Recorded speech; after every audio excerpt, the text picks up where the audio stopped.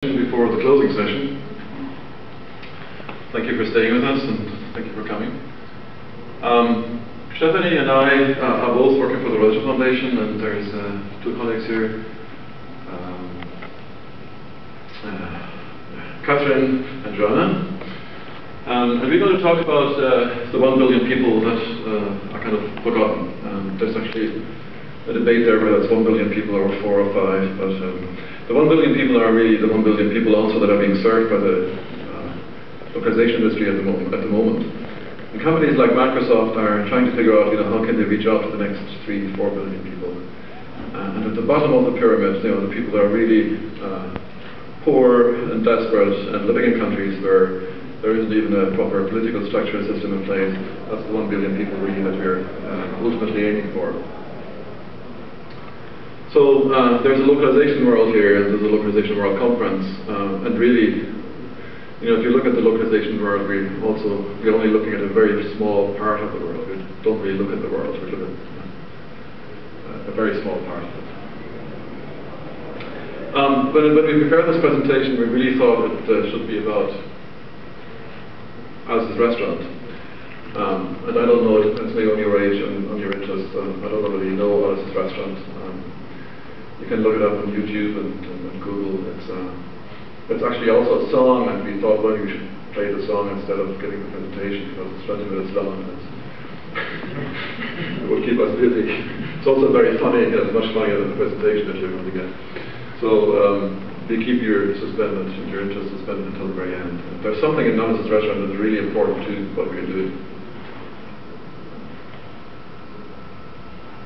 So the first thing to say is that, over the last 2 days, and when you go to localization conferences, you hear about business cases. You have to get money, you have to have funding in order to do localization.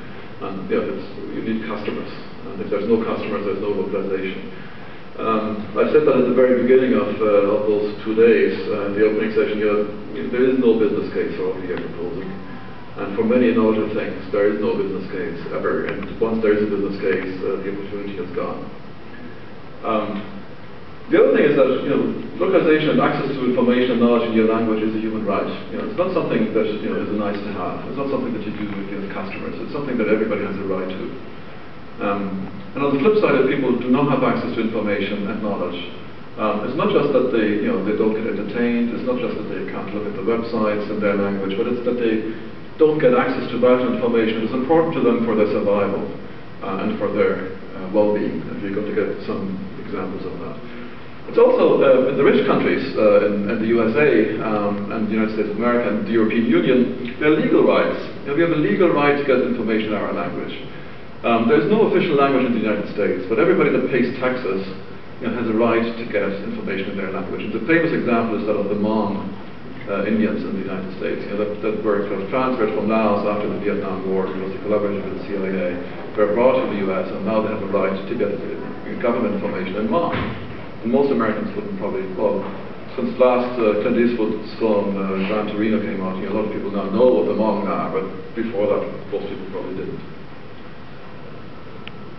There's a video here that I showed at the beginning, and those of you who were on time were rewarded with that video. For those of you who are late, they can look it up on YouTube.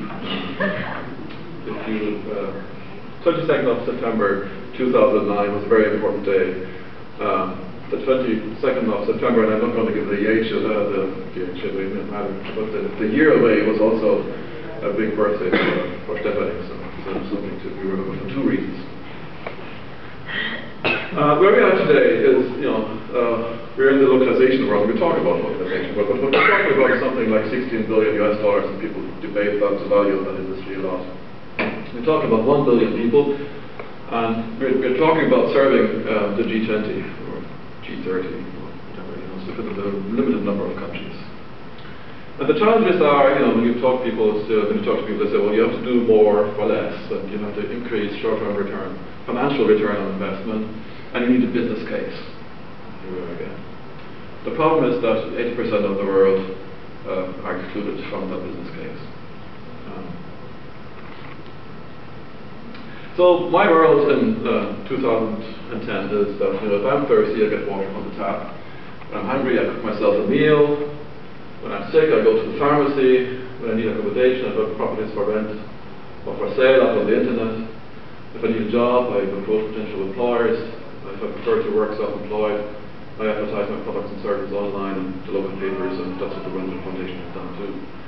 But in order to do any of those things, I need information. I need knowledge. I need to know, is this water really, is it safe to drink? Where can I get fuel for my cooker? Which drawer can help me? Where can I buy it? It's all to do with knowledge and information.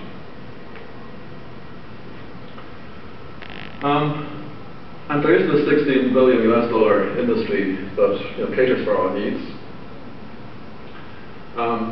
And that $16 billion US industry is also a core driver of the development of a lot of the big companies and corporations in the world. Without the localization industry, those companies and those corporations they would not exist in the way that they exist today.